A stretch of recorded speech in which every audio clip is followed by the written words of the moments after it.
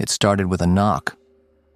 Not on my door, but the one right next to mine. I wouldn't have noticed it if it hadn't come at exactly 3:03 a.m., the first night I checked into the Belgrave Inn. The knock wasn't loud, it was almost polite. But that made it worse. Like whoever was on the other side didn't want to wake me. They wanted me to come to them. The Belgrave Inn was one of those hotels stuck in time. Not quite abandoned, but forgotten. You could feel it in the air, that heavy stillness, like the building itself was holding its breath. Something about the flickering chandelier, the faded carpet, the creaking floorboards. It all whispered, "Don't stay long." I wish I had listened. My room was 212. The front desk guy gave me the key with a hesitant hand. "Don't mind the noise next door," he said. "We've got plumbing issues." But his eyes didn't match the excuse. They were wide, distant, like he'd seen something and couldn't forget it. The first night, I ignored it. 3 precise knocks. 3:03 a.m. I turned over and pulled the covers tighter. The second night, same thing.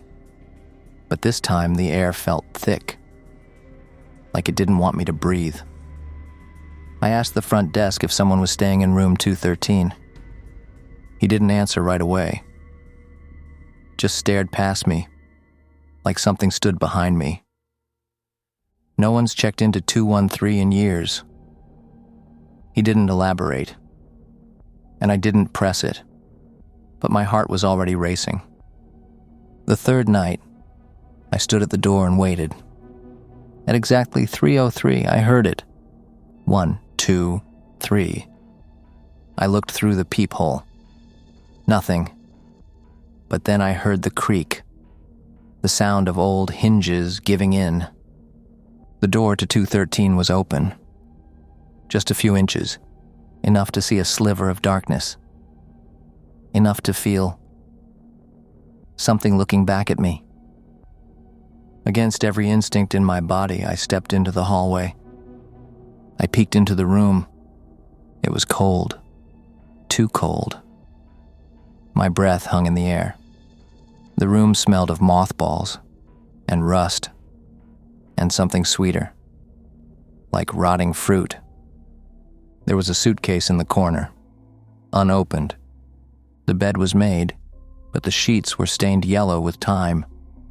I turned to leave. The door slammed shut. I jumped, reached for the knob. It didn't budge. Then I heard a click behind me. The suitcase was open now, and inside was a photo of me standing at the front desk from earlier that day, and underneath it, a note written in my handwriting. "Don't go into 213. But I hadn't written it. Then I noticed the mirror. My reflection wasn't moving with me. It was smiling. And behind me, in the mirror only, something was rising from under the sheets. Long limbs, bent in the wrong direction. A head lolling back, too far to be natural. I spun around, nothing there, but in the mirror. It kept crawling. Closer, the sheets dragging behind it like old skin. I screamed, banged on the door, no one came. And then, nothing. I woke up in room 212, in my own bed. The door to 213, closed. But something was on my nightstand. The same photo. This time with a receipt underneath. Room 213, dated 3 days in the future. I checked out that morning, didn't look back. But I haven't slept since, because every night, no matter where I am, at exactly 3:03 a.m., I hear 3 knocks, and each time they're getting louder. And sometimes I wake up with a new photograph beside me, different angle, same hotel. And now, I swear I can hear footsteps outside my door. So if you're ever at the Belgrave Inn and you're offered room 212, don't take it, and whatever you do, never open the door to room 213. Have you ever walked past someone and felt like they didn't belong? Not because they looked out of place, but because they felt wrong? That's what I felt the moment I saw him. I was on a business trip, tired, jet-lagged, booked the cheapest hotel I could find that wasn't a total dump. It had decent reviews and free breakfast. But the minute I stepped inside, I knew something was off. The lights buzzed faintly. The lobby had that old carpet smell, mixed with cleaning chemicals that didn't quite cover something else underneath. I should have left. But I didn't. My room was on the 5th floor. The elevator creaked the entire ride up. When the doors opened, I immediately saw him. A man, standing at the far end of the hallway, perfectly still, facing the wall and not pacing, not lost, just staring. I hesitated, took a step out of the elevator. The man didn't move, not even a flinch. He was wearing a gray coat, hands hanging at his sides like they were too heavy to lift. He looked faded, almost out of focus. I cleared my throat as I walked past, pretending to scroll on my phone. The hallway was long, and I had to walk right by him to get to my room. As I passed him, I tried to sneak a glance. His face was pale, waxy, but it wasn't that. It was his eyes. They were wide open, staring at the wallpaper like it was speaking to him. When I got to my door, I turned the key with shaking hands, slammed it shut behind me, locked every lock, tried to forget it, but at 2:13 a.m., I woke up to a knock on my door. Just one. Then a voice, low and hoarse. "Do you see him too?" I froze. My skin crawled. I looked through the peephole. Fogged. From the inside, there was no way I could see out. No way to know who or what was on the other side. I didn't sleep the rest of the night.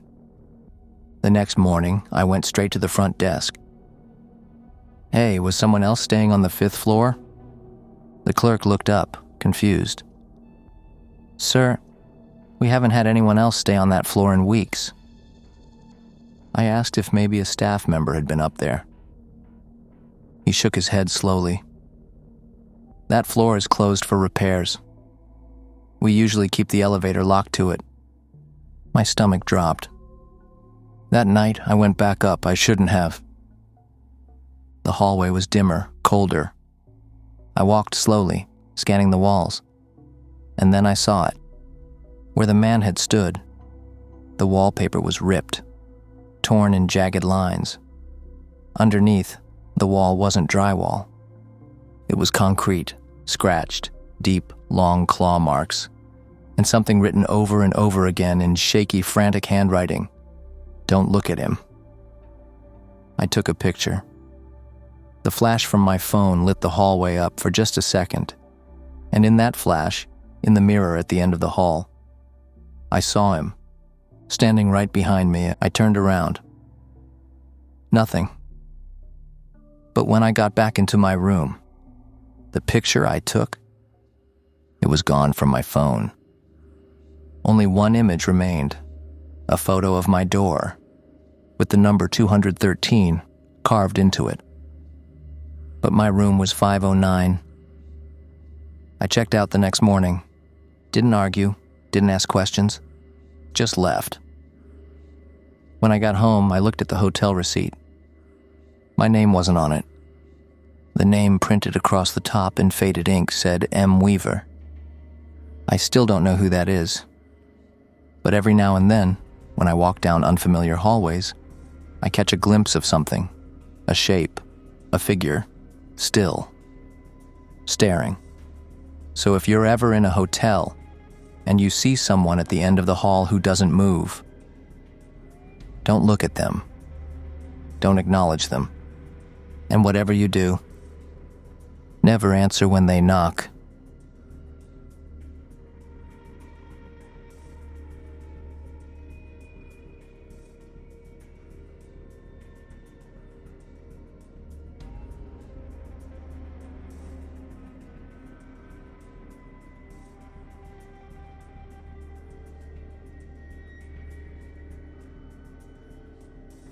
Have you ever stayed somewhere so quiet that the silence feels louder than noise?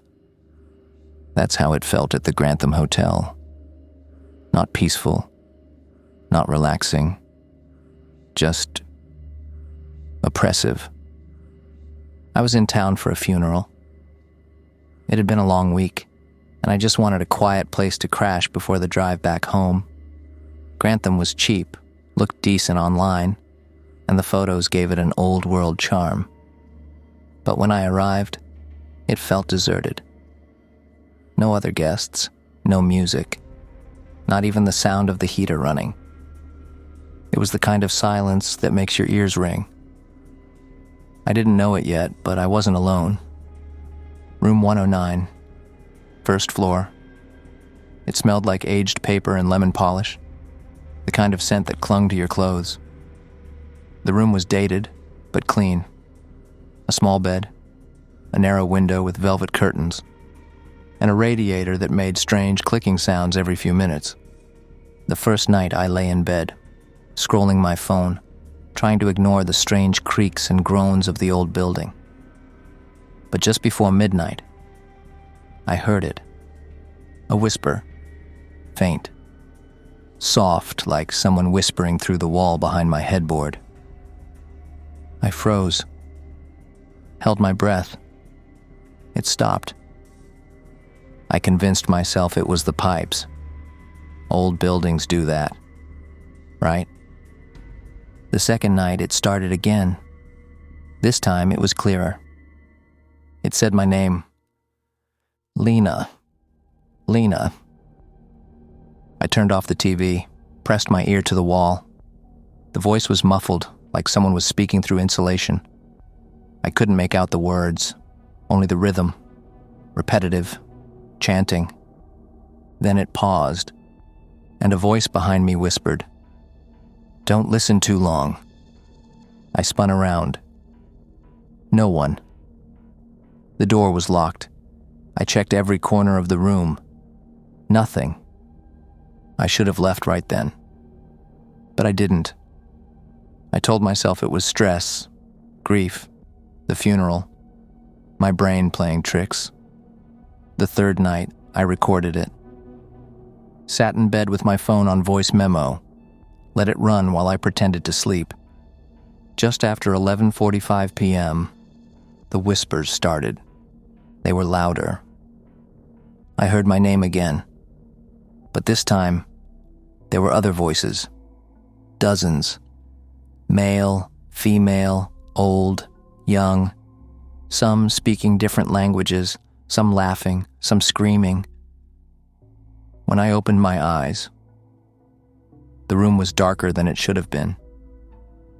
The light from the hallway, a sliver under the door, had vanished. And the air was thick, like smoke, without the smell. My eyes watered. Then came the scratching. Inside the wall. Closer than before.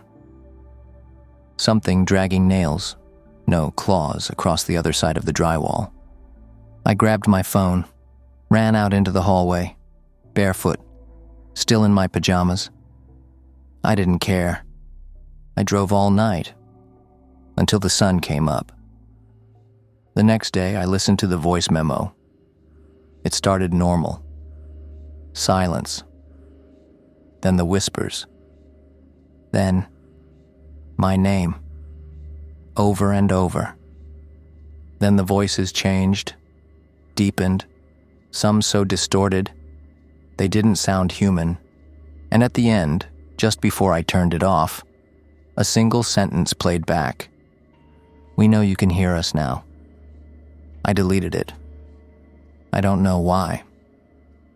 Maybe maybe I was scared it would keep playing on its own. Now, even when I stay in busy hotels, I check the walls. I sleep with white noise.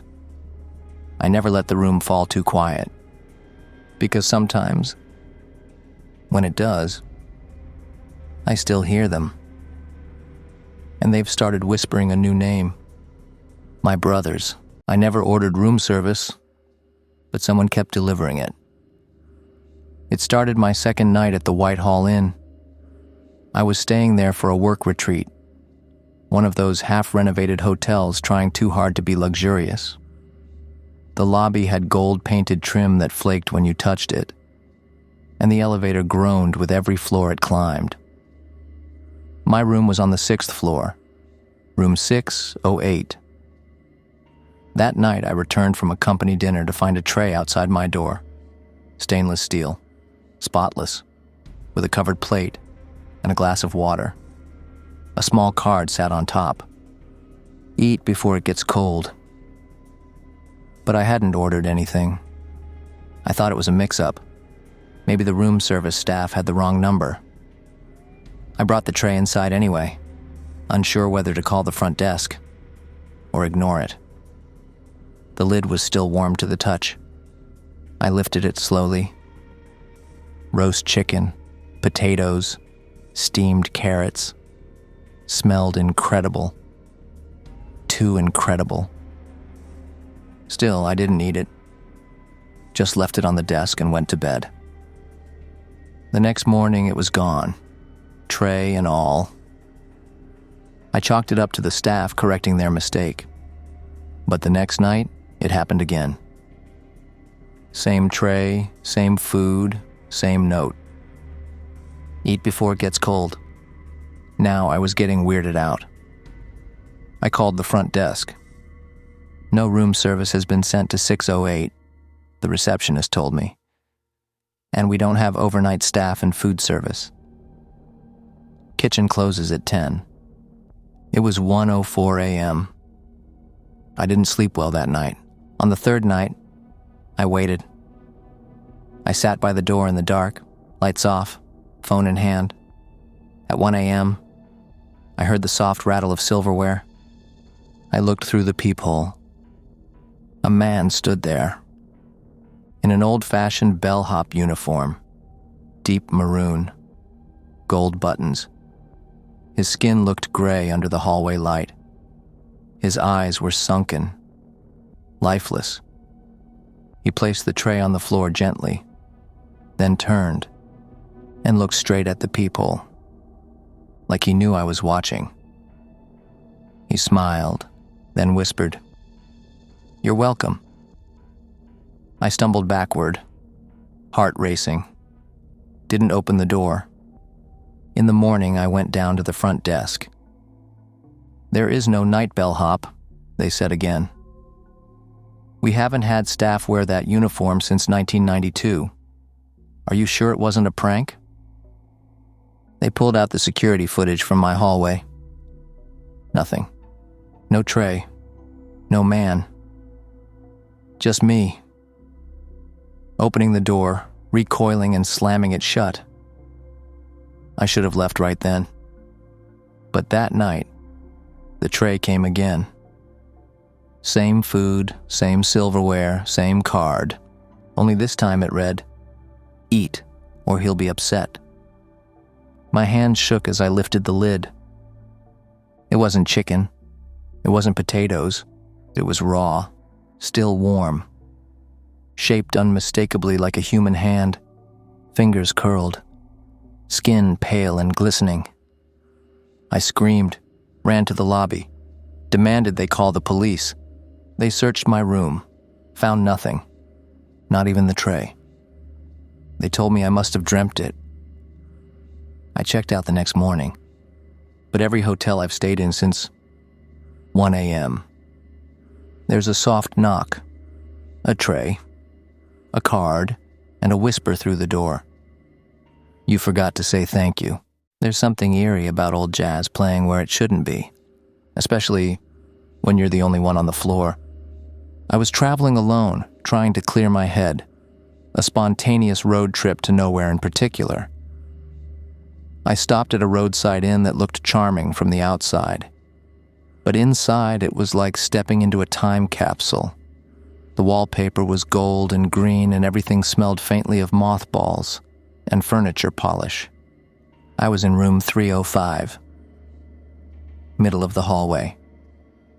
Quiet. Or so I thought. That first night I heard music through the wall, not loud, not modern. It was old jazz, crackly, like it was playing on a gramophone. I figured the guest next door had a thing for vintage records. I even smiled at the thought, someone appreciating the classics. But when I knocked on the door to 307 the next day, there was no answer. I asked the front desk if they could remind the guest to turn it down at night. The receptionist frowned. "There's no one checked into that room," she said. "Room 307 has been sealed since the fire." I blinked. Fire? 15 years ago. Ballroom caught flame. Part of the second floor and a few rooms above it were closed off. The damage was never fully repaired. I didn't know what to say. That night I heard it again. Jazz music, softer now, and footsteps, like someone dancing. I couldn't take it. I opened the door and stepped into the hallway. The music was louder now, coming from room 307. I pressed my ear to the door, then click, the knob turned on its own. The door creaked open, and what I saw wasn't a room. It was a ballroom, lit by chandeliers that sparkled like they were polished yesterday. The air smelled of perfume and tobacco. Men in tuxedos, women in gowns, dancing, laughing, spinning. But they were all gray, washed out, transparent, ghosts of a party that never ended. One by one, they turned to look at me. Their smiles were too wide. One woman in a long black dress lifted her hand and waved, slowly. Her mouth moved, inviting me in. I couldn't breathe. I slammed the door and ran back to my room. The next morning, there was a suit laid out on my bed. Old, dusty, perfectly folded, with a note tucked into the pocket. "Join us tonight." I didn't pack that suit. I burned it in the hotel parking lot and left without checking out. That was months ago. But some nights, I still hear the music. Not from a radio, not from next door, from behind the walls. And on my dresser, a new note appears. "We saved you a dance. It's strange how quickly a room can go from comfortable to terrifying. All it takes is a voice, coming from where it shouldn't."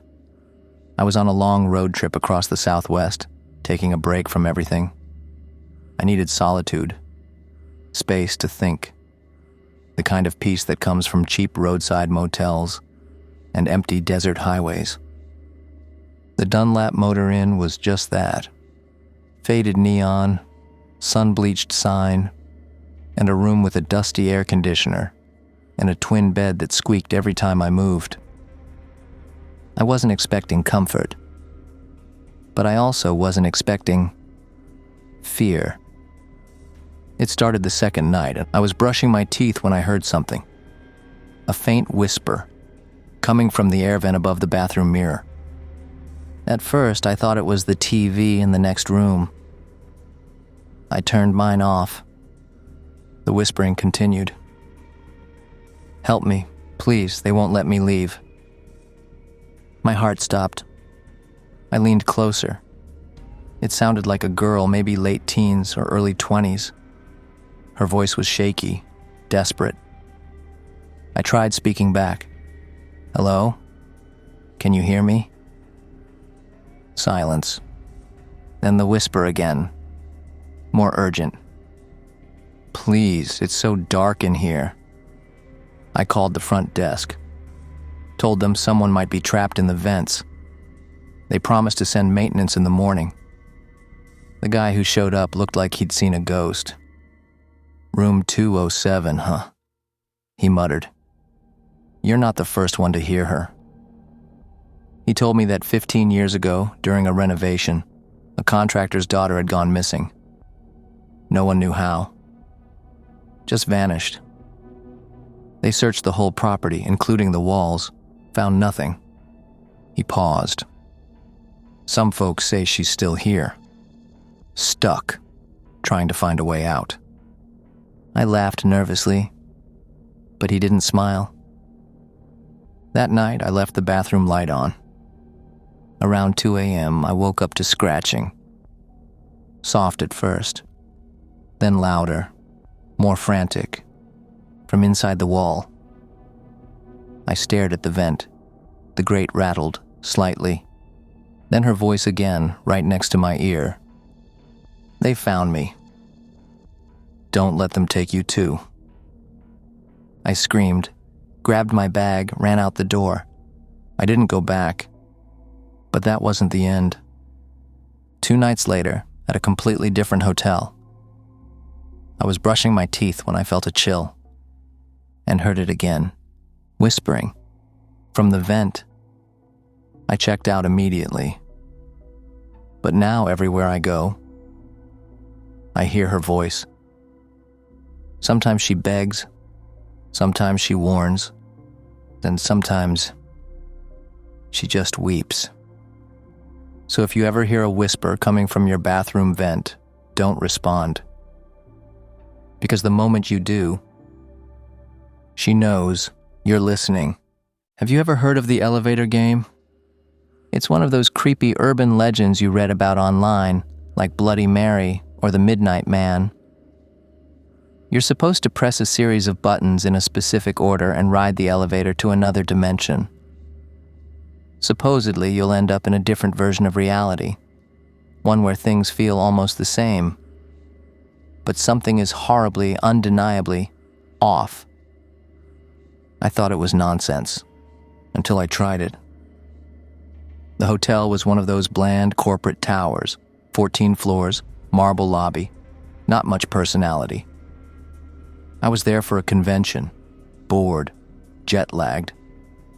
I remembered the elevator game from a Reddit post years ago and decided to try it. The steps were simple. Enter the elevator alone. Press the buttons in the exact sequence: 4, 2, 6, 10, 5, back to 1, then 13. When I pressed the final button, the elevator shuddered. The lights dimmed slightly, but the elevator kept climbing. When the doors opened on the 10th floor, everything changed. The hallway looked the same, almost, but the lights were dimmer, red-tinted. The air felt heavier, like the walls were pressing in. The carpet was darker. The mirrors were reversed. Everything was mirrored. The exit signs were backwards. The door numbers reversed. It was like the hotel had been flipped. Then I saw him, me, standing at the other end of the hallway. But he didn't move like me, he didn't blink. He just stared. Then he started walking. Slow, deliberate, toward me. I panicked, slammed the button for the lobby. The elevator doors didn't close. The other me kept coming. Closer, he passed under a flickering light, and I could see his face more clearly. It was mine, but wrong. The eyes were black, empty. His skin looked stretched, like it barely fit. Just as he raised a hand to point at me, the door slammed shut. The elevator dropped. Fast. When it finally opened, I was back in the lobby. But something was off. The lobby music was playing backwards. The receptionist didn't look up. No one did. Everyone stood still, frozen, staring straight ahead, unmoving. I ran to the staircase, climbed back up to my floor. My room key still worked, but when I looked in the mirror, I wasn't there. the bed was made, and on the pillow a single note. You weren't supposed to come back. So if you ever ride an elevator alone and you're tempted to try the game, don't. Because even if you make it back, you might not come back alone. Have you ever looked in the mirror and felt like your reflection was just a little too slow to follow? That unsettling pause, that flicker in the corner of your eye. I always thought mirrors were just glass, nothing to fear. But now I cover every mirror before I go to sleep. Because what I saw, what I still see, changed everything. It started on the third night of my stay at the Laneford Hotel. I had just stepped out of the shower. The bathroom mirror was fogged up, and I wiped it down, like I always do. But something felt off. My reflection looked back at me, but there was something wrong with the eyes. They weren't focused. They were just slightly off, like it wasn't looking at me but through me. I blinked. It didn't. I leaned in, and it smiled. I didn't. My heart stopped. I stumbled out of the bathroom, grabbed a towel, and covered the mirror, without thinking. The rest of the night, I tried to convince myself it was my imagination. Maybe a trick of the steam. Maybe I was overtired. But the next morning, the towel was on the floor. And written in the condensation on the mirror were the words, "Let me out." I left the hotel for the day, tried to stay gone as long as I could, went to a movie, wandered aimlessly, didn't want to come back. But when I returned that evening, the mirror was clean again. No writing, no fog. I avoided the bathroom that night, brushed my teeth in the sink in the kitchenette, didn't even look at the mirror. But as I passed it to leave the room, I saw something. My reflection had its back to me, even though I was facing the mirror. I screamed, threw a towel over the glass again. This time I taped it down. I didn't sleep. The next morning, the tape was peeled back, neatly, and a message had been written in red lipstick. "It's your turn now." I checked out immediately, told the front desk my room was haunted. They didn't argue, didn't even look surprised. Now, every hotel I stay in, I avoid the mirrors, cover them, turn them to the wall, because one of these nights I'm afraid my reflection won't be there, or worse. It'll still be smiling. Every hotel has that one room, the one they don't talk about. Sometimes it's closed for renovations. Sometimes the lock is mysteriously broken. But if you ask enough questions, you'll find out there's always a story. Something happened there, and they'd rather you didn't know. For me, that room was 1408. It was a weekend getaway. I needed a break. I asked for a room on the top floor, wanted the best view I could get. The woman at the front desk smiled politely, but her eyes narrowed. "I'm sorry, we can't put guests on the 14th floor," she said. "Maintenance issue." "Really?" I asked. But the website said the penthouse rooms were available. She hesitated, then handed me a key for room 1210. Later that night, curiosity got the better of me. I took the elevator to the 14th floor. No key card required. The hallway was colder, dimmer, and completely silent. Room 1408 was at the far end. The door was slightly ajar. It shouldn't have been. I stepped closer, whispered, "Hello?" No answer. I pushed the door gently. It opened with a creak. The room inside was pitch black. I fumbled for the light switch. Nothing. Then, in the dark, I heard something. breathing, slow, raspy, inhaled through clenched teeth. I backed away, heart pounding. That's when I saw it. A shape shifting in the corner of the room and not moving toward me, just waiting. It whispered, "You shouldn't be here." I ran, took the stairs down, skipping steps, reached my room and swiped my key card. It didn't work. Tried again, nothing. Went to the front desk, out of breath. Explained that my card wasn't working. The clerk gave me a strange look, checked the computer. "You already checked out," she said. I shook my head.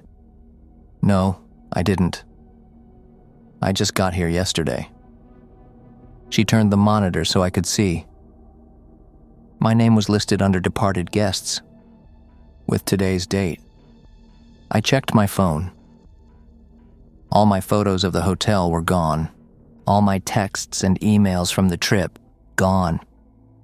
The only file still on my phone was a single photo, taken at 3:03 a.m., a blurry image of room 1408, and in the doorway, a shadow. Not mine. So if you ever hear about a room they won't rent, believe them. Because once you step inside, something steps out. Here's your script with adjusted punctuation to heighten suspense and cadence. I've kept every word intact, only enhancing the rhythm and emphasis. Have you ever had déjà vu so intense you were sure you were trapped in a loop? Not just a feeling, but a repeating pattern, like time itself had broken. That's what happened to me when I checked into the Winston Hotel. I was only supposed to stay 2 nights, but I never really left. Day 1 felt normal. The hotel was modern, sterile, quiet. I checked into room 312, unpacked, went down to the cafe in the lobby for dinner. The music playing in the background was soft jazz. The weather was cloudy. The receptionist wore a burgundy vest and never blinked. The next morning, I woke up, stretched, and got ready for my last full day. Except everything was the same. Same weather. Same music. Same receptionist. In the same vest, saying the exact same words. I brushed it off. Coincidence. Maybe I was tired. Maybe I'd dreamed part of it. But on day 3, it happened again. Identical. The same couple entered the elevator at the same time. The same kid dropped his ice cream in the lobby and started crying. The clock in my room flicked from 7:59 to 8 with the same mechanical hum. I packed my bags, got into my car, started driving. An hour out, I passed a gas station. And then, 5 minutes later, I passed it again. Same clerk, same billboard, same stray dog curled under the bench. Every road I took curved back toward the hotel. I drove for hours, ended up back at the parking lot of the Winston. Defeated, I went back inside and told the receptionist something was wrong. She looked up, smiled, and said, "Welcome back." That night I checked the guest book. My name was written in it. Not once. Dozens of times. Different ink colors, different dates. Some of them from decades ago, some from the future. The most recent entry? Tomorrow. I closed the book, tried to leave, but now the elevator never stops on the ground floor. The doors just open again to room 312. Sometimes when I try to scream, no sound comes out. The receptionist never blinks. The other guests never change expression. And every night, the same jazz plays in the lobby. So if you ever check into a hotel and everything feels a little too familiar, run. Because if you don't leave in time, you might not be able to.